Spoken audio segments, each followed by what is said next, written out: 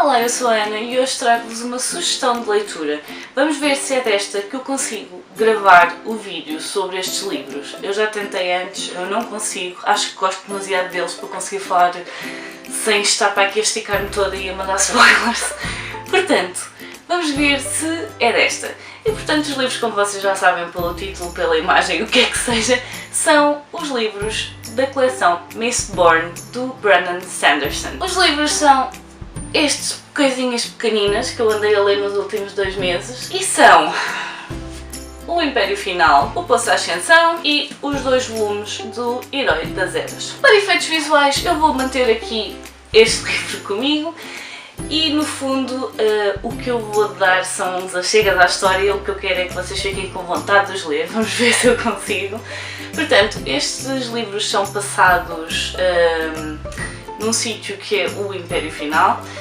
Nós sabemos que houve um acontecimento há 1000 anos atrás que fez com que o Senhor Imperador ascendesse ao trono e, convenhamos, ele não tem sido um soberano propriamente simpático. Ele manteve um sistema de castas, por assim dizer, há uma hierarquia.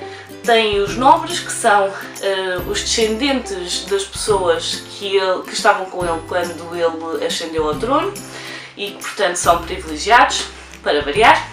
E tem os Ska, que são a ralé e, no fundo, os trabalhadores são as pessoas que estão a ser subjugadas pela nobreza. O que acontece é, há uma personagem, que é o Kelsier, que reúne um bando, maioritariamente de ladrões e pessoas não muito apreciáveis da perspectiva, principalmente dos nobres, não é? Ladrões, pessoas que conseguem manipular, por aí fora. E o que o Kelsier quer com o bando dele é derrubar o Senhor Soberano. A personagem que nós acompanhamos nos livros é a Vin. A Vin é uma miudita de 16 anos. Eu estou a dizer uma miudita porque, apesar dos 16 anos, a Vin é uma rapariga pequena que passa bem por 12, 14, vá. Ela tem tendência a tentar passar o mais despercebida que conseguir. É uma das poucas maneiras que ela tem de sobreviver em bandos de ladrões, que é o que ela faz desde muito pequena.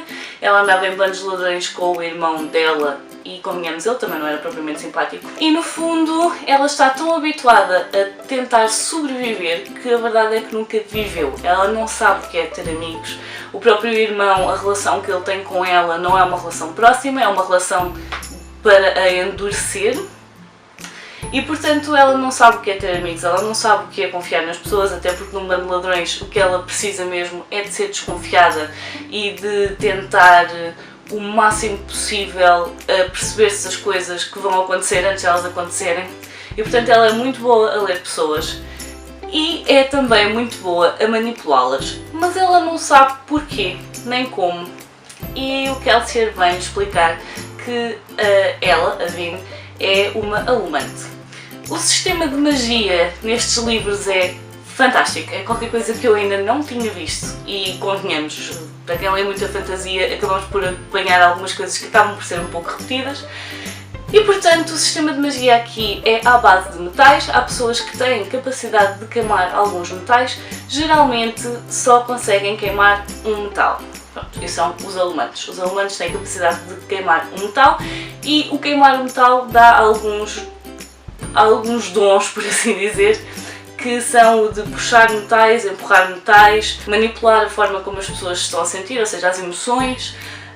Têm muitas capacidades. Existem 8 metais que eles costumam usar. Há 10 metais conhecidos. Um 11º que o Kelsier diz que conhece, mas nós não sabemos bem se ele está a falar sério ou não. Mas a Vin descobre que não só é uma alumante, mas é também uma nascida nas brumas. Os nascidos nas brumas são as pessoas que têm a capacidade de queimar todos os metais e não apenas um. Portanto, o que nós temos nestes livros são, eu vou-me focar muito no primeiro porque senão vou estar a dar dicas do que acontece nos seguintes, mas o que eles vão focar muito no primeiro livro é em derrubar o Senhor Soberano, em fazer com que haja uma política um pouco mais democrática. No fundo eles querem voltar a dar o poder aos Ska e tirar o poder aos nobres. O que nós temos nestes livros é não só uma luta por alterar as coisas, é a luta por um mundo melhor, um mundo mais justo, mas também temos a análise de até que ponto as pessoas são capazes de fazer o impensável na busca pelas coisas em que eles acreditam. No fundo, muitas vezes acabamos a fazer coisas que são más só porque acreditamos numa coisa melhor. E isso não torna a coisa aceitável, não torna aceitável as coisas más que fazemos. Portanto, estes livros têm muito de política, têm muito relacionado com a religião, muito relacionado com a religião. É extremamente interessante ver a forma como eles analisam. Temos mesmo uma personagem que é um guardião e que tem contido nas memórias dele as cerca de 352 religiões que existiam no mundo antes do Senhor Soberano ascender ao poder. Ele gosta de as evocar, gosta que as pessoas saibam que elas existiram e gostava que as pessoas adotassem essas religiões, mas é uma coisa que ele nunca consegue que as pessoas façam. Portanto, é uma análise muito interessante do que faz uma sociedade, é uma análise interessante do que faz as tomadas de poder, as hierarquias. É muito interessante ver a interação das personagens e é extremamente interessante ver o crescimento dessas personagens. É um livro extremamente completo, aliás, é uma coleção extremamente completa, é daquelas que se lê de uma assentada só. Eu sei que eles são grandes e isto parece ridículo eu estar a dizer que eles se leem muito depressa, mas este, por exemplo, eu li-o em cerca de 4 dias. Portanto, sim, eles leem-se depressa. São muito interessantes. São daqueles que, pronto, ok, quem não gosta de fantasia, obviamente que eu não vou estar a sugerir, mas para quem não se importa de alguma fantasia, se pensar nisto como sendo uma análise de uma sociedade diferente da nossa, talvez a parte da fantasia, a parte da magia, até passe um pouco, não é despercebida porque acaba por ter muita importância na história, mas não se vão arrepender, os livros são mesmo muito bons, a escrita é brutal, a tradução está muito bem feita. Tenho a ideia que apanhei alguns erros no segundo, mas não é nada que me fizesse perder a cadência na leitura. Portanto, fica aqui a minha sugestão. Lá está, eu não quis estar a dar muitos spoilers, não quis estar a dar nada da história. Espero que vos tenha chamado a atenção com o pouco que eu vos disse. Sei que vai ficar um vídeo um bocadinho maior do que é habitual nas minhas sugestões de leitura, mas é que efetivamente é muito complicado falar destes livros sem estar com este ar de fangirl babada a olhar para eles. Portanto, espero que tenham ficado com curiosidade em relação aos livros. Isto é a primeira trilogia de Mistborn, existe outra trilogia e o autor ainda está a escrever.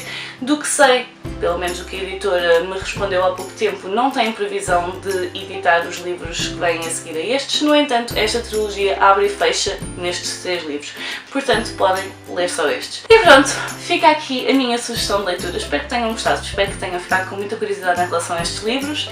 Deixem nos comentários se já leram os livros, se gostam, se não gostam, porque eu acho muito complicado alguém não gostar destes livros, porque eles realmente são muito bem escritos, são muito interessantes, a história é interessante e eu tenho andado assim toda babada a falar deles. Portanto, espero que tenham gostado. Adeus, até à próxima. Boas leituras. Tchau!